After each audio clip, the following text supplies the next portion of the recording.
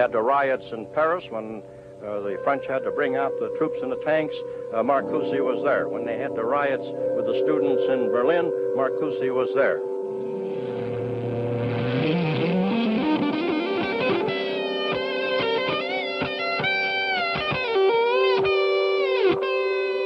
We are convinced that he has to convey some of his ideas and thoughts directly to the students, and in this lies the danger of Marcuse to the University of California.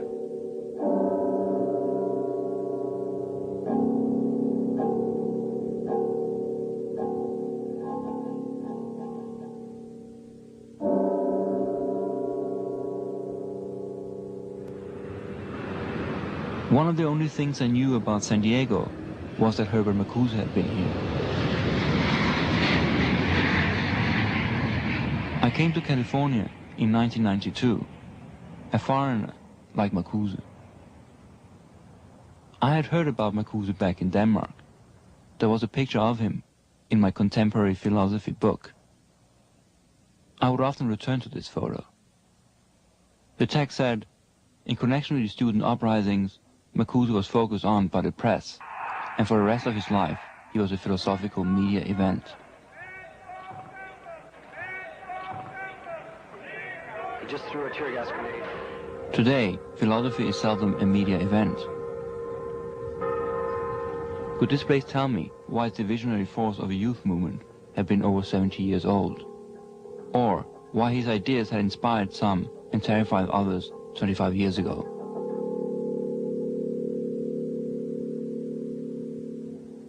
Herbert Marcuse taught me that it was possible to be an academic and an activist, a scholar and a revolutionary. Looking at this student of Marcuse's at age 24 brought me back to 1968, about 10 years after the emergence of the civil rights movement and several years into U.S. military involvement in Vietnam. Andrea Davis is known as a defender of civil rights, a Black Panther, and a radical college professor. Herbert Marcuse was committed to an immediate political activism and speaking at rallies. Of course, in 1968 in France with the great student uprisings, there Marcuse's name was invoked and he spoke. Students were demonstrating outside at the university. Tear gas was flying. Marcuse arrived at the conference hall and was suddenly surrounded by reporters. He was really sort of upset by this. He didn't like being trailed by video cameras down the aisle of the auditorium. And of course, what this was all about was a newspaper stories that had been published in the preceding weeks saying that Marcuse was the thinker who had inspired the student revolt that was going on outside. Andrew Feenberg was another philosophy student of Marcuse's and was in Paris when the demonstration sparked off a national strike by 10 million. The workers locked out both the union and the management and joined the students. And according to the newspapers, the demonstration started with a book. One-Dimensional Man provided a theoretical base for not relying on the working class, but instead looking to marginal groups for leadership in the struggle that might hope to someday to penetrate the core of the system. His writings about the frustrations of modern man in contemporary Western society have been especially popular in Europe. Professor Marcuse teaches philosophy at the San Diego campus of the University of California. Well, how is it, Professor, in this country of unprecedented prosperity that there can emerge so powerful a force of discontent? I believe it is precisely because of the prosperity that you have such a tremendous spread of discontent. How instead of construction, destruction is practiced. What do you mean destructive uses? I don't... For example, the entire military establishment. Well, setting that aside. For example, planned obsolescence. For example, the production of innumerable brands and gadgets who are, in the last analysis, all the same. It is much more the pressure of a standardized conformist and, in the view of the students, utterly corrupt and hypocritical society. And they experience that immediately enough in order to revolt.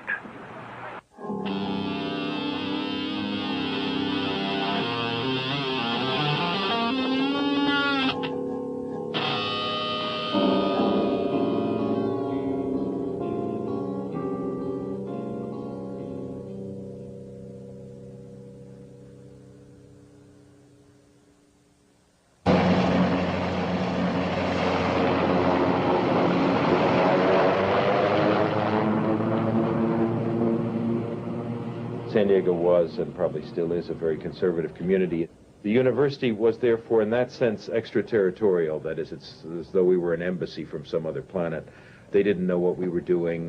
We didn't particularly have to pay attention to them. Now, what happened in the Herbert situation was that one fine day, Herbert participated in New York in a radical discussion with a number of otherwise well-known people, among whom was H. Rap Brown, who was then one of the leaders of the black movement and whose immortal sentence, you may remember, it is that violence is as American as apple pie. And the people in the area heard that Herbert Marcuse, sitting there on the platform with H. Rap Brown, was a professor at UCSD. They'd never heard of him before. They didn't know who he was or have the slightest idea of what he stood for, but that catalyzed a lot of feeling. Earlier this week, a group of 1,000 outraged citizens took out an ad in a local newspaper demanding that McGill's inauguration be called off. They also demanded that philosophy professor Herbert Marcuse be fired. Well, Marcuse didn't attend today's ceremonies, and McGill is now officially the chancellor, and the campus is quiet. We were set down in a community that first had no experience with the convulsions that periodically take place at a university, and that was deeply militarily conservative.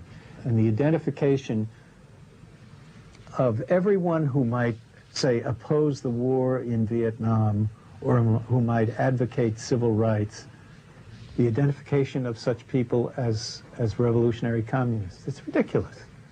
Recently, wherever they had a riot in Europe, they had the riots in Rome, and Marcuse showed up. They had the riots in Paris when the French had to bring out the troops in the tanks. Marcuse was there. When they had the riots with the students in Berlin, Marcuse was there. They said interesting things. They said, for example, it's not the influence of his books, they're incomprehensible. It is, in fact, his value as a role model. Students, undergraduates, see this leftist. He's a very attractive figure. They're tempted by that. We must get rid of this person. It seems to be that wherever the radicals in this new left, so-called new left, appear, Marcuse somewhere is in the background. We are convinced that he has to convey some of his ideas and thoughts directly to the students, and in this lies the danger of Marcuse to the University of California. For our government during the war in Vietnam? The American Legion was very powerful here in San Diego. It set itself up as the arbiter of the morality of the rest of the citizenry. During the McCarthy era, it had managed to exercise great power at other schools, at San Diego State, for example, and to get faculty people dismissed. And I suddenly realized that I was in conflict with the American Legion over Herbert Marcuse when they wrote me a letter. The Legion proposes to offer $20,000 to buy up Professor Marcuse's contract. You don't buy up a professor's contract. You can't even do this with a professional football player, and a university is a far more responsible place in our society. The letter that offered to do this came to me personally, but it also was, I read it in the newspapers before I got it, so that I could see what was up here. And it's perfectly evident to me that they were working hand in glove with the editor of the local newspaper here in San Diego, San Diego Union, and that this was going to be a press campaign.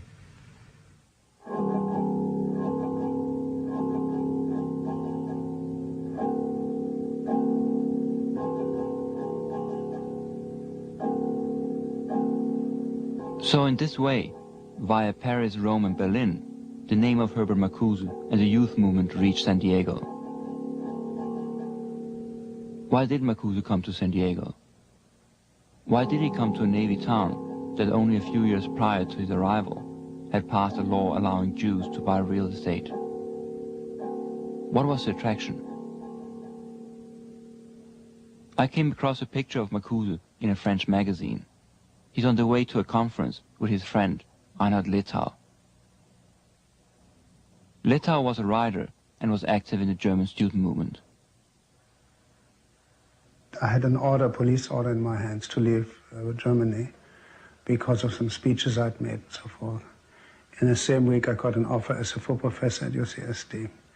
And I told him, and he warned me not to go because he said it was extremely boring, Southern California. He liked it. For a reason I never understood. I don't know, maybe you have to be old. I'm really old, over 70, to like San Diego. I don't know. I don't know what it is. It has everything I don't like. It's too much sun, everybody is healthy, and health is considered beautiful. Something beautiful, whereas health for me is not at all beautiful. I grew up in Nazi Germany, where I become sick and tired of health. It's and this eternal happiness, that he liked that he himself liked. I guess I've known many immigrants who said the same thing about California. There must be something about it. It's a complete antithesis, I guess, to Europe, which is gray and blunt and real. San Diego is a town where post-war prosperity was based on military industry. One of the fastest growing cities in the US, it was built on a desert and turned into gardens, golf courses and suburban condos. In the midst of this, I found Marcuse on the beach. He has his routine of walking all the time, so we knew that if we get up to the beach, we shall see him, but he wouldn't stop, he wouldn't like to talk, he came to walk, and that's what he came to do.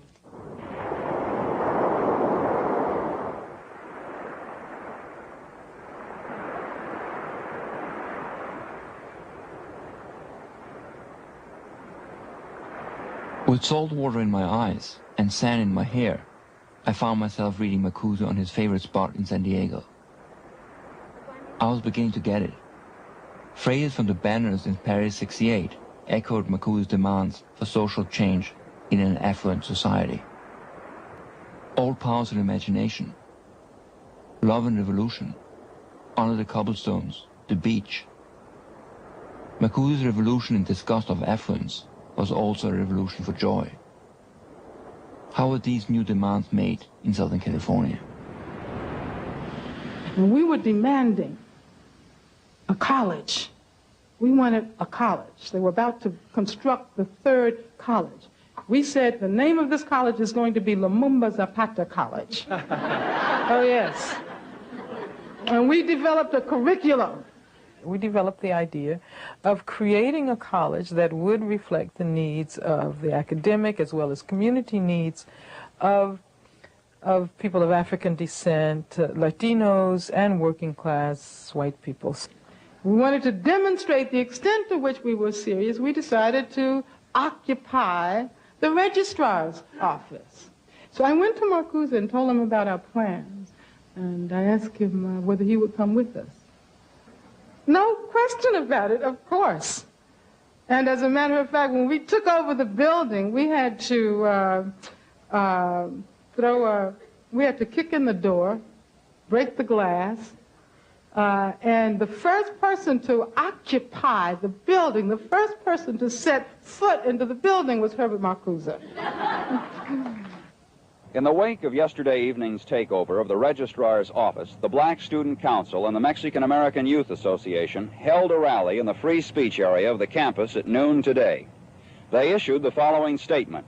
The taking of the Registrar's office was the only course of action because the Academic Senate had not met the demands of the supporters of the Lumumba Zapata College. This afternoon, Dr. McGill held a news conference, and he discussed last night's incident. The matter is not closed. Somebody's going to have to come forward and pay for that door. was very mysterious. One day a letter arrived, and inside the letter was a money order for the amount on the bill. No signatories, no indication of who was paying it. And I figured that I wouldn't inquire, the matter was settled. And Marcuse paid for the door. Yeah, he went, and I don't know, it must have, I don't know, $20, $50, whatever it was. So he paid for the door of the registrar's office. Mm-hmm. The Blancos could tell me about Marcuse's encounter with what at that time was called the Third World.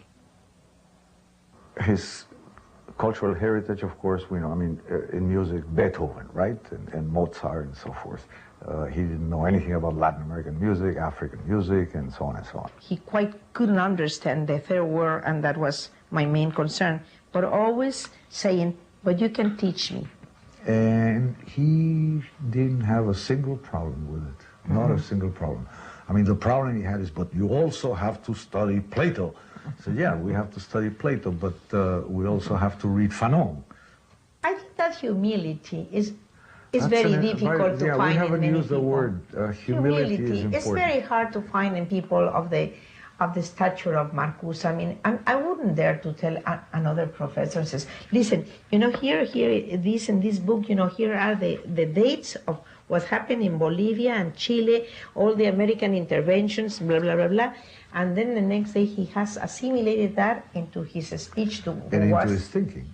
As the women's movement was taking shape and emerging, Herbert was declared an honorary woman by a women's organization and, because they appreciated the importance of his work. You went into an office like no office you'd ever seen in the philosophy department. He had at least 20 to 30 figurines of hippopotamuses. Pink hippopotamuses, green hippopotamuses, hippopotamuses with their mouths wide open, hippopotamus candy jars. And he loved hippopotamuses. He would speak of them as a bizarre animal. And he felt they embodied the reality of absurdity and the immense possibilities of the imagination. He seemed to be able to talk about pleasure in a way that made sense. We had all grown up in the 50s and in this very affluent but somewhat affectively impoverished world. In Eros and Civilization, he was very optimistic about the degree to which human beings could achieve a fuller, richer, more ecstatic sexual existence. Going back to May '68 in Paris, one of the slogans was "Demand the impossible." And for Marcuse, the hippopotamus was the living example of the impossible. And yet, a hippopotamus is crucial to the environment it's in. It becomes a link between the land and the river. And it would process massive quantities of food and be a conduit into the river. He would find the university functioning as a research lab for the Department of Defense to be far more offensive than the university functioning like a fat and absurd hippopotamus that would glean knowledge in one arena and then take that knowledge and spread it in another. We know the university spreads a lot. It would be nice if they spread knowledge.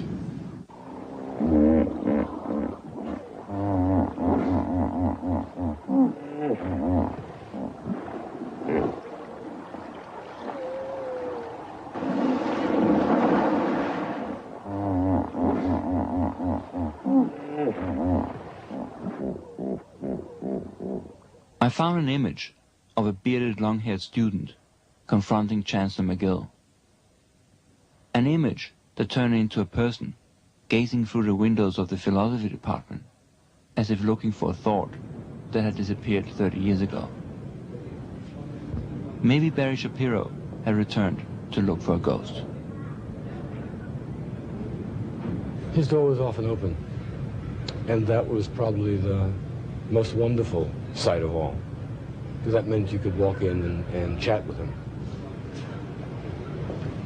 And one could see from here where all the political stuff was going on. I recall that I gave many, many speeches standing on one of those benches over there. On TV, in the student lounge, right down there, we would watch Huntley Brinkley showing us images of GIs lighting huts on fire.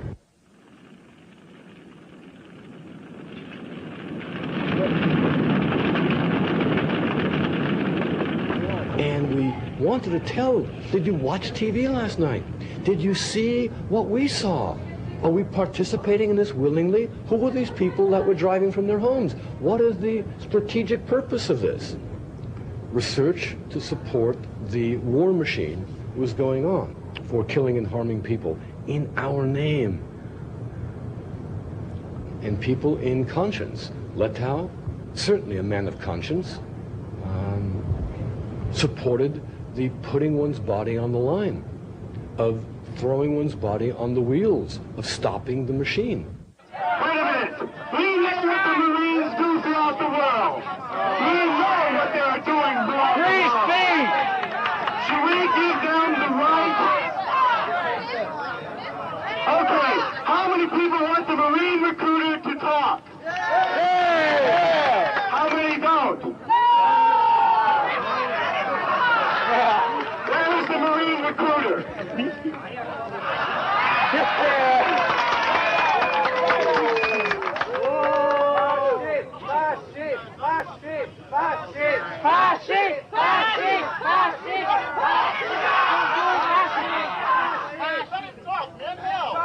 But if you're going to shout back and forth, anybody can shout, right? So the first man, can I field one question? What is the purpose of being in Vietnam? The question that I want to frame here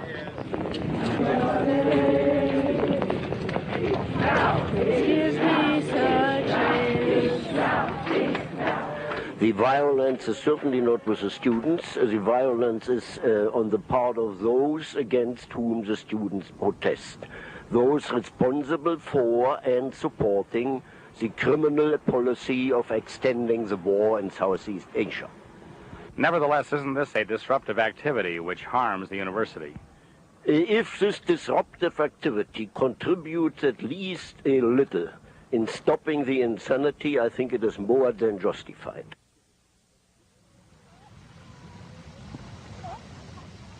During that era, there was a student here named George Winnie. And George Winnie was very upset about the war in Vietnam, distraught even. Much like the Buddhist monks in Vietnam, he lit himself on fire right here in this area. He doused himself with gasoline, struck a match, and went up in a burst of flame. In the name of God and the war, wrote George Winnie on his suicide note. Was it individual protests like this that made people afraid of Marcuse and the New Left? Or maybe it was this. Images from the very spot where Winnie had immolated himself. A generation of students imagining a community that could bridge nations, gender and races were pouring into the streets. Today, it's hard to imagine. Nowadays, the free speech area on campus is half the size and hardly ever fills to half its amount.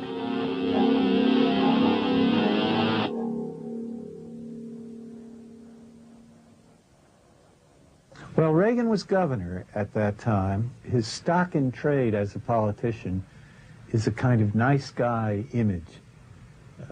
You'd love to have him as your next door neighbor because he's friendly and decent.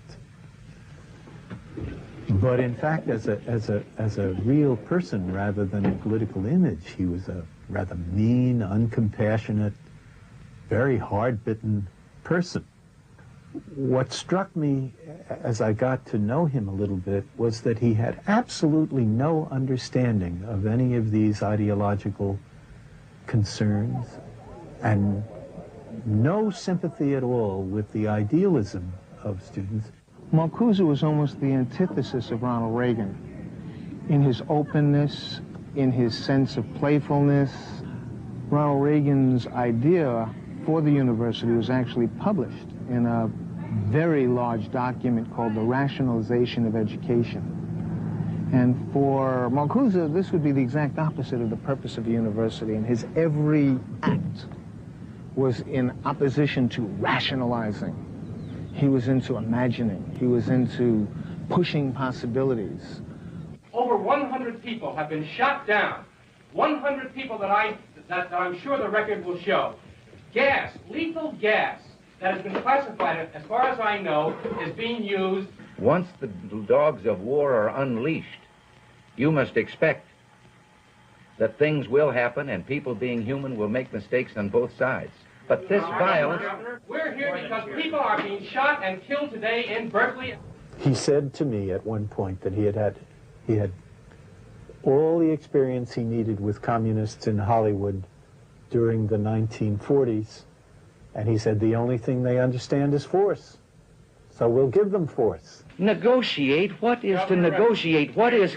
Don't you, wait a minute, on that issue, don't you simply explain to these students that the university has a piece of property that it bought for future construction of the campus and it was now going ahead with the plan? The people of what do you mean, negotiate? Governor Reagan, the time has passed when the university can just ride roughshod over the desires of the majority of its student body. Well, the university is a public institution. That's it's right. An important institution but the university... for all of its own community and for the community of Berkeley that live around it. All of it began the first time some of you who know better and are old enough to know better let young people think that they had the right to choose the laws they would obey as long as they were doing it in the name of social protest. I've seen some of the characterizations Reagan made of Marcuse, which were erroneous, which were demonic. And you hear him making slogans about what Marcuse stands for, his character, his nature. Nothing about the fact that the man was respected internationally, was not a member of the Communist Party, was not a communist. He criticized communism. You have a very extreme professor, such as Marcuse, poisoning, literally poisoning, a lot of young minds with what I would consider to be some of the most irresponsible drivel that I've ever read or heard. And I think that we should focus more on training these young people to be productive citizens and not to dissect and examine the whys and wherefore, the motives of human beings, and to try to find some aberration upon which to fix. It's sort of like the infection theory. I mean, after all, an intellectual such as Marcuse, all he has is his mind and his pen and his voice. So there's no threat in any real sense other than what that might do. At least some of representatives from the right had threatened Marcuse's life.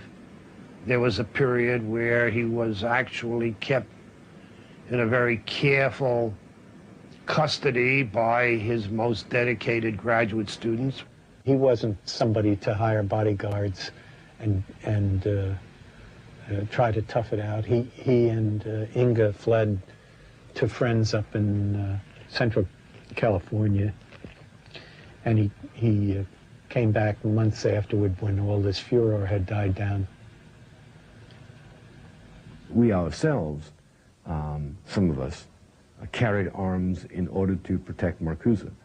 After Malcolm X was killed, Bobby Kennedy was killed. We thought it was possible for someone to assassinate him. And at that point, some of us were prepared to fire on an assassin. April 1968. Martin Luther King is assassinated in Memphis. June 68. Robert Kennedy in Los Angeles. And July 68. Marcuse flees San Diego after death threats. And on the other side of the world, there were similar reactions. The Soviet Union responded to Marcuse's growing popularity by denouncing him as a CIA agent. Now, he was a CIA agent if you stretch things a little bit, during World War II, he was put in the OSS, which was the predecessor to the CIA. Marcuse worked against Nazism for 10 years, became a US citizen, and never returned to live in Europe. Who was this person I was looking for? What experiences had shaped his philosophy? I had gone 30 years back searching for Marcuse in San Diego. Marcuse himself had gone 30 years further back.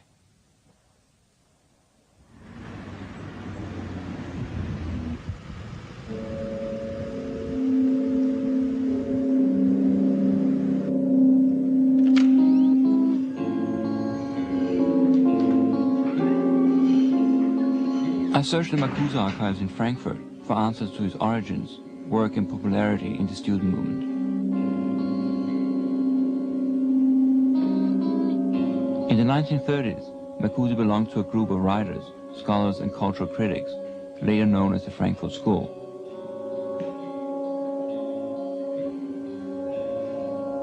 As Marxists, Jews and critics of fascism, Marcuse and the others went into exile when Hitler came to power in 1933.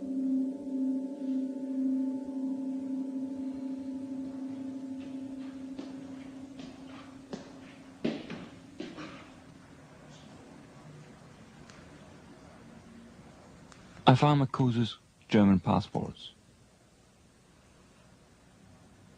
One of them had a US immigration stamp from 1934. Marcuse and his colleagues first arrived in California and began analyzing the failure of the left in the 30s, the rise of fascism in Germany, and emergence of Stalinism in the Soviet Union. The writings of the Frankfurt School were rediscovered 30 years later by the youth movement and posed an alternative to Cold War ideology. There was also a pile of letters from the 1960s addressed to Marcuse. Hey, you worthless pig. I hope you are soon eliminated from this country, and I hope the world, you anarchist, atheist, murderer, getting paid by the people of California to propagate hate and bloodshed. After learning of your classroom antics, I have come to wonder, along with many veterans of World War II, if Hitler wasn't right after all. If you were really sincere in your beliefs, you would emigrate to Russia. I wish you ill fortune. Sir, you have various colored ants in your head, and they wish to get out, but you will not let them.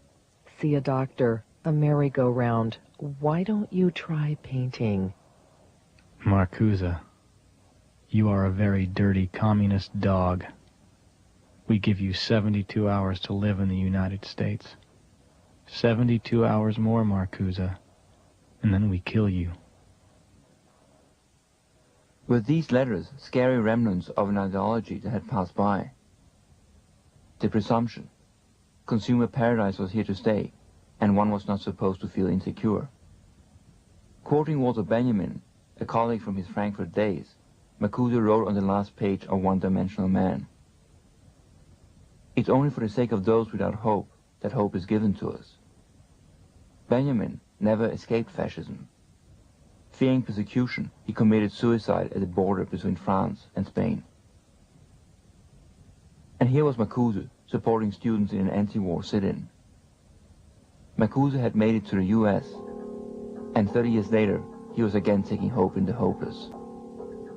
This time in a generation of youth that aligned themselves with the exploited and outcast, excluded from a system of abundance. Was Marcuse a meteor hitting Southern California, and I today looking for the crater? My sister was a student of Marcuse at UCSD. She and her husband were physically attacked by the police. As a matter of fact, her husband, Sam, was shot. The police literally broke into their house.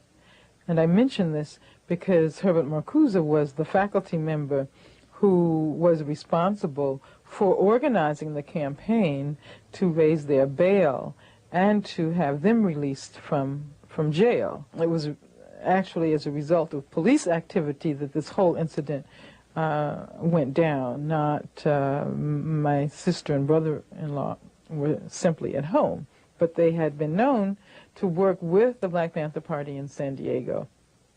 If I understand the theory, there is supposed to be some redeeming virtue for participants in violence, that it lets them work out their frustrations and get them out of their systems, and that this somehow does them some good, and that therefore it is a positive social good to engage in violence. You see, that I consider a vulgar psychological interpretation, which is in addition not applicable here, because it completely overlooks the motives and objectives of the protest movement. But there is, we talked about it, this difference between the violence of defense and the violence of aggression. Even criticism of the war was difficult and often led to police suppression. So if demonstrators were attacked by the police and fought back, I think Marcuse did not feel that that was something that they had to be ashamed of or that you had to denounce. What you had to denounce was always the greater violence, and that was the violence of the state. I gather you are a bit ambivalent about the use of violence. What do you mean by ambivalent? That you have mixed feelings. You sometimes think it is good and other times think it's bad. I think that anyone who loves violence for the sake of violence is a fatally sick human being. Last week, 177 Americans were killed. South Vietnamese dead totaled 248, and enemy dead 1,478. In the same week, 3,000 more United States troops arrived in South Vietnam, raising the total to 438,000.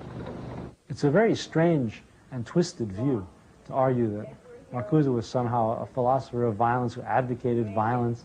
I mean, think of the society. Probably in the time when he was putting forward these views, 1 million people died due to the American war in Vietnam. So who is the advocate of violence? Lyndon Johnson, Richard Nixon, or Herbert Marcuse?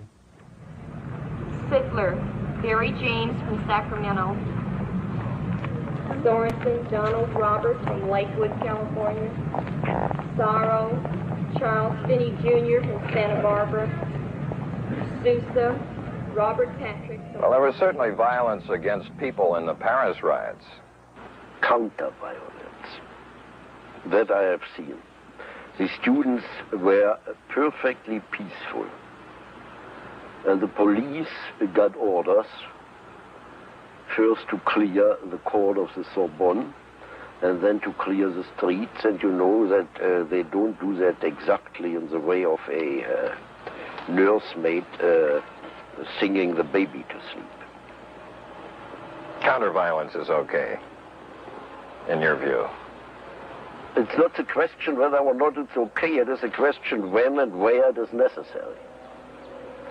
Necessary in order to keep alive yourself and what you stand for. Aha, I have it now. Sometimes it's you okay. You don't have it because you will never get me, not because I'm afraid, but because I want to be honest. You will never get me to say that I advocate violence. If I would say so. I mean, in this respect, I'm by no means a coward. But I don't think I can take the responsibility for advocating violence. The necessity of keeping yourself and what you stand for alive. Could Marcuse forget the many who didn't say no during the 30s? Can we forget that Hitler gained power democratically? The paradox of freedom. Sometimes people freely choose to be unfree. And the questions of authority, civil disobedience, and violence merged again when Governor Reagan opposed the hiring of Black Panthers as guest lecturers at the University of California. The movie actor who was at that time governor of California came up, and the academic senate met, and there was a debate on what kind of a demonstration we're going to have, the faculty. And they did vote it would be silent. With absolute silence. So there was a mass of hundreds of students waiting there, and it made him very angry. It was a very successful it was a very success, since he was used to being yelled at by students, and indeed that was a very useful matter for him politically. Reagan's style as governor was to try to provoke these attacks. And if he could provoke an outburst, then people would say, see how they treat our governor.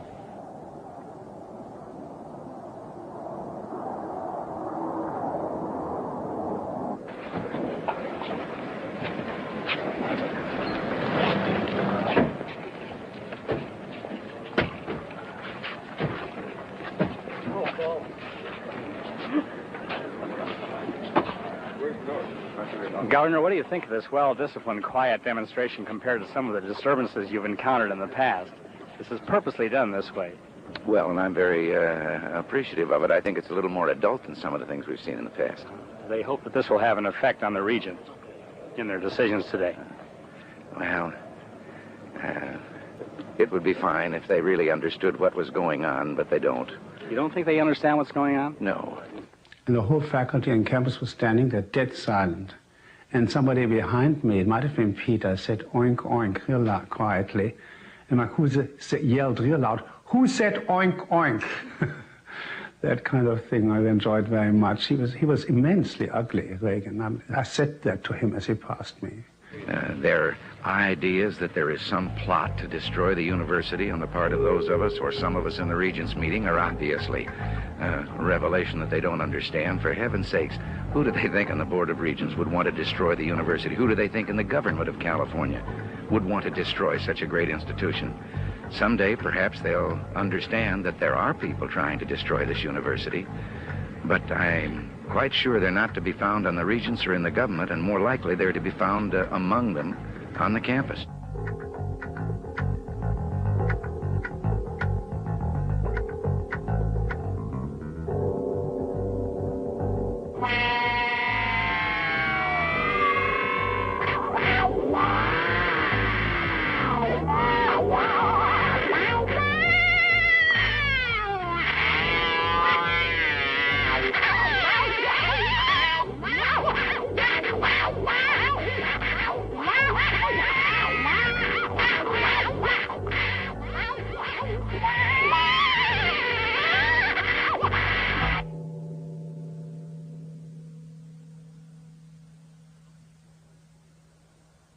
The student movement had a complicated relationship to the media.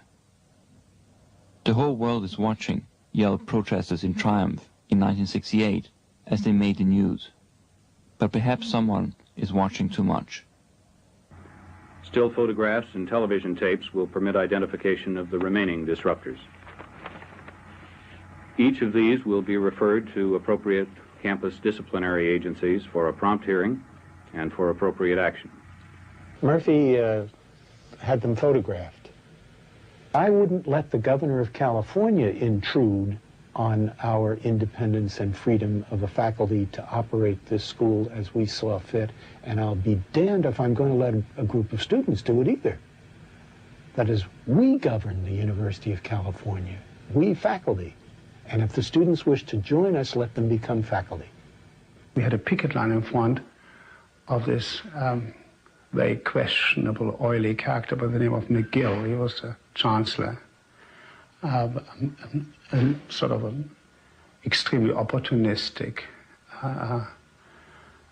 not terribly intelligent, fat man. I was just anxious to have it out. And if this SOB, I'm thinking of a significant faculty member, is going to participate in something like that and wear a bag over his head so he can't be identified, I'm going to put that SOB in jail if I can. That was the way I felt. And a sentence to the maximum penalty, which is in California, I think $2,000 that was, and 21 days in jail. And that was, of course, one of the most central and most important experiences of my life.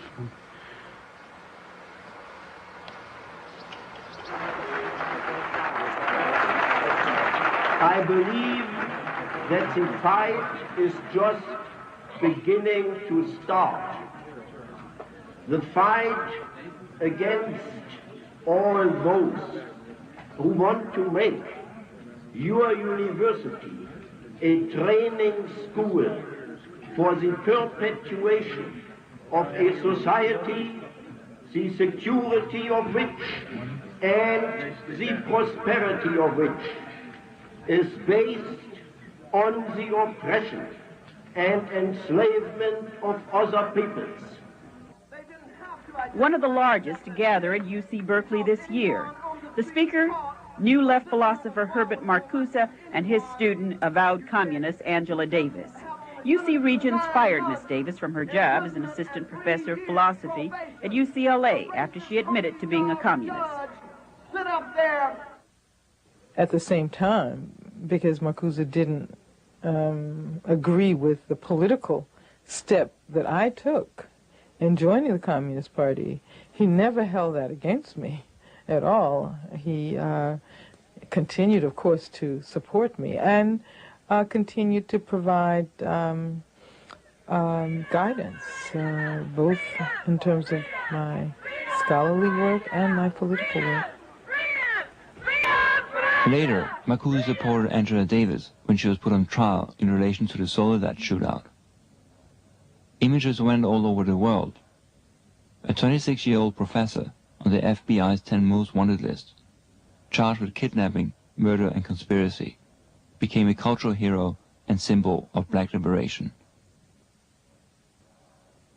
This was a time when philosophies of social change overflowed the confines of academia and scholarly journals and spread into the streets, and philosophers became media celebrities. I remember that Playboy magazine asked him for an interview, and they offered him a large sum of money. And this is what I recall. Marcuse debated the matter, thought it over, and decided it was really impossible. But rather than simply declining, he said he would do it only if he could be the centerfold. And of course that didn't fly with Playboy, and so he was never interviewed by Playboy. So, a 70-year-old professor had simultaneously unified the American Legion in San Diego, the Pope in Rome, Pravda in the Soviet Union, the Republican governor in California, and the Vice President of the United States. All of them feared and condemned this single figure for corrupting the mind and manners of the youth. Was Marcuse asking too many embarrassing questions about the Cold War?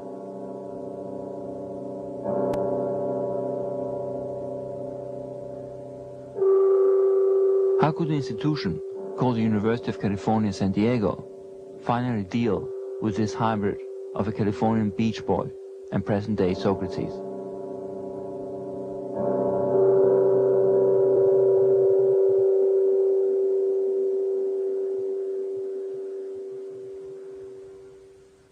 The University of California, San Diego today announced its intention to reappoint Dr. Herbert Marcuse as Professor of Philosophy for the academic year 1969-70. A very careful review of the academic merit of Dr. Marcuse's reappointment. The decision was that we had to get him retired, and we had to do it with dignity. That is, he had to be able to put down his appointment voluntarily at a certain age, but not under the threat of removal by the governor, and not in a way directed at him personally. Accordingly, we have decided to terminate all existing commitments to overage professors as of June 1970, and to replace these with a policy of expected retirement at a specified age. Marcuse himself did not like the idea of being forced out at age 70. He thought that he still had some things to say. And we said that we wanted him to give up his faculty appointment, although he would be free to teach classes as he wished. Dr. McGill, would you say that this new policy you've just inaugurated was a direct result of your problem concerning Dr. Marcuse? No, it was not. Dr. Marcuse phoned into KSDT this reply to Chancellor McGill's statement. It is not my reappointment that is at stake. I have quite a few offers to teach, in spite of my biological age. What is at stake is the right and the duty of the scholar and educator to teach the truth and to expose the lies. It serves or ought to serve whole generations of human beings, regardless of race, color, religion, and business requirements.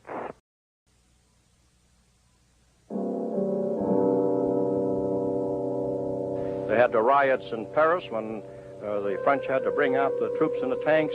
Marcuse was there. When they had the riots with the students in Berlin, Marcuse was there.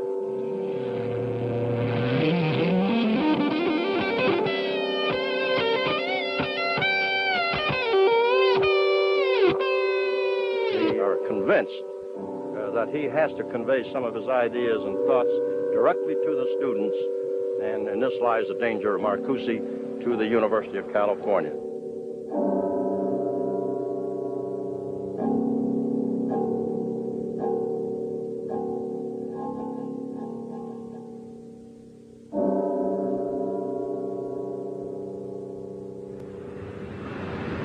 One of the only things I knew about San Diego was that Herbert Marcuse had been here.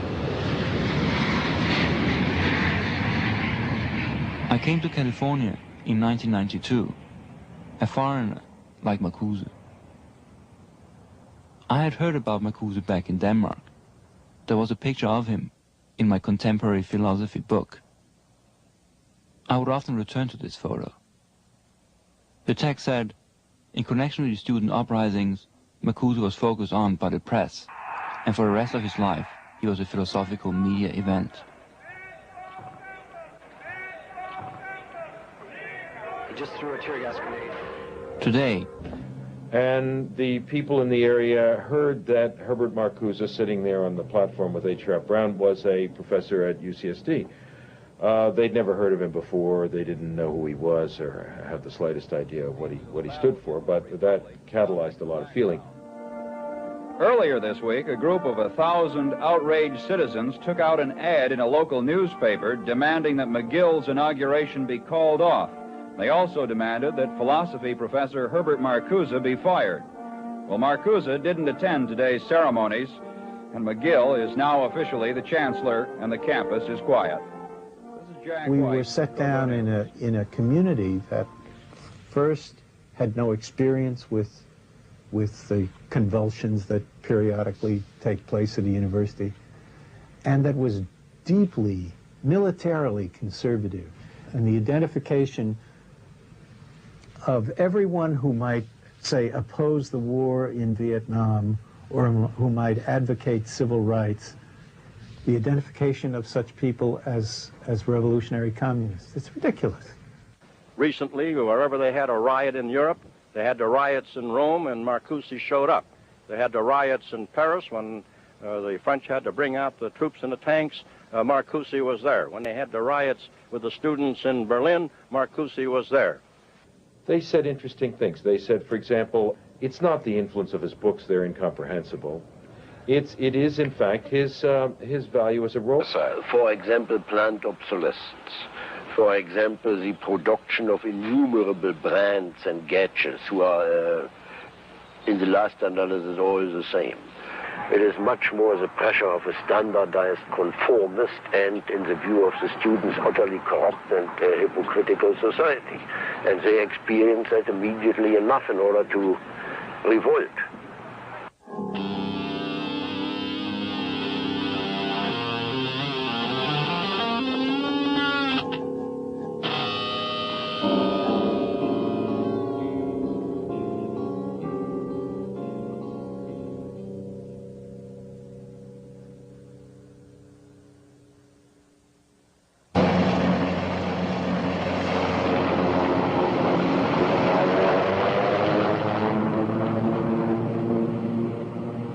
San Diego was, and probably still is, a very conservative community.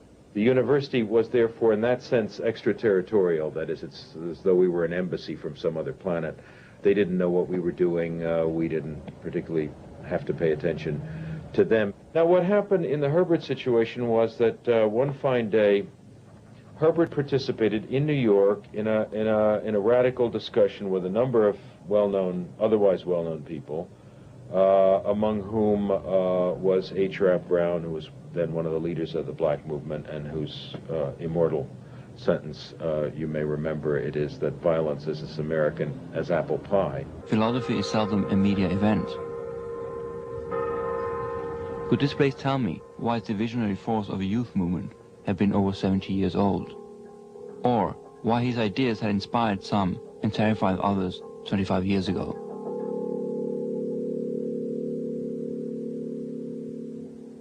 Herbert Marcuse taught me that it was possible to be an academic and an activist, a scholar and a revolutionary.